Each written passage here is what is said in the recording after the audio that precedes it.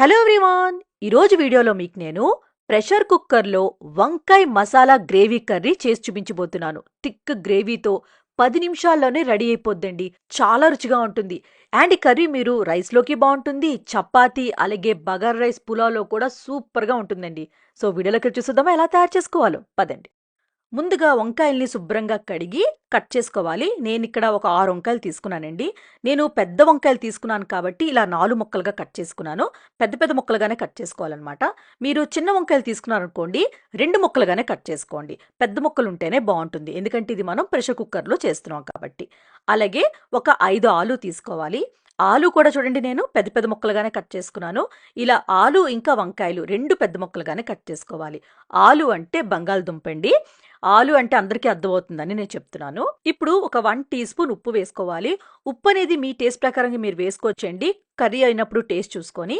అలాగే నేను కారం ఒక 1.5 టేబుల్ స్పూన్ వేసుకున్నాను. కారం కూడా మీ టేస్ట్ ప్రకారంగా మీరు వేసుకోండి. తర్వాత ఒక హాఫ్ టీ స్పూన్ పసుపు, ఒక 1 టేబుల్ స్పూన్ ధనియాల పౌడరు, ఒక హాఫ్ టీ స్పూన్ జీలకర్ర పౌడరు, అలాగే అల్లం వెల్లుల్లిపాయ పేస్ట్ ఒక 1 టేబుల్ స్పూన్ వేసుకోవాలి. తర్వాత ఒక 1 టీ స్పూన్ గరం మసాలా వేసుకోవాలి. అలాగే పెరుగు ఒక 3 టేబుల్ స్పూన్ వేసుకోవాలి. చిక్కటి పెరుగు వేసుకోండి, కొంచెం గట్టిగా ఉంటుంది కదా అలా. తర్వాత ఒక 1 టేబుల్ స్పూన్ కసూరి మేతి వేసుకోవాలి. అలాగే ఒక 2 పచ్చిమిరపకాయలు వేసుకొని ఈ మసాలా అంతా వంకాయలకి ఆలుకి బాగా పట్టిన వరకు కలుపుకోవాలన్నమాట. అన్ని ముక్కలకి బాగా పట్టాలి ఈ మసాలా అంతా. అప్పుడు వరకు కలుపుకొని ఒక్క 5 నిమిషాలు అలా పక్కన పెట్టేసుకోండి.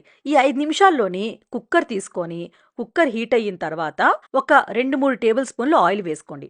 ఆయిల్ హీట్ అయ్యాక 2 బిర్యానీ ఆకులు, ఒక 1 టీ స్పూన్ జీలకర్ర, అలాగే ఒక 2 పెద్ద సైజు ఉల్లిపాయల్ని చిన్నగా కట్ చేసుకొని వేసుకోండి. ఉల్లిపాయలు కొంచెం ఫ్రై అయిన తర్వాత టమాటా ముక్కలు వేసుకోవాలి. నేను ఇక్కడ ఒక పెద్ద సైజ్ టమాటో తీసుకున్నానండి, అందుకే ఒకటే తీసుకున్నాను. సపోజ్ మీడియం సైజు అయితే 2 వేసుకోండి.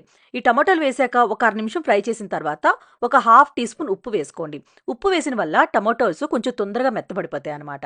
ఉప్పు వేసాక ఒక నిమిషం పాటు ఫ్రై చేశారనుకోండి, టమాటోస్ కొంచెం మెత్తబడిపోతాయి.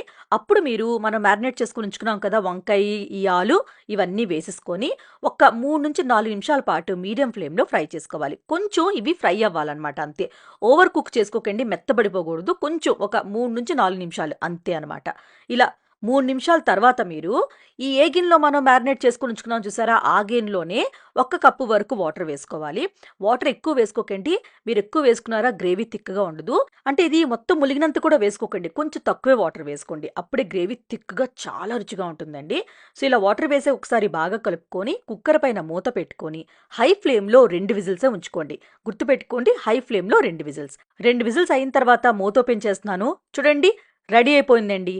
మళ్ళీ ఇప్పుడు మీరు స్టవ్ ఆన్ చేసుకొని ఫ్లేమ్ని హై చేసుకొని 1 నిమిషం పాటు ఉడికించుకోవాలన్నమాట. చూడండి, గ్రేవీ థిక్గా ఉంది కదా. లాస్ట్లో కొంచెం కొత్తిమీర వేసుకొని ఒకసారి అలా కలిపేసుకోండి.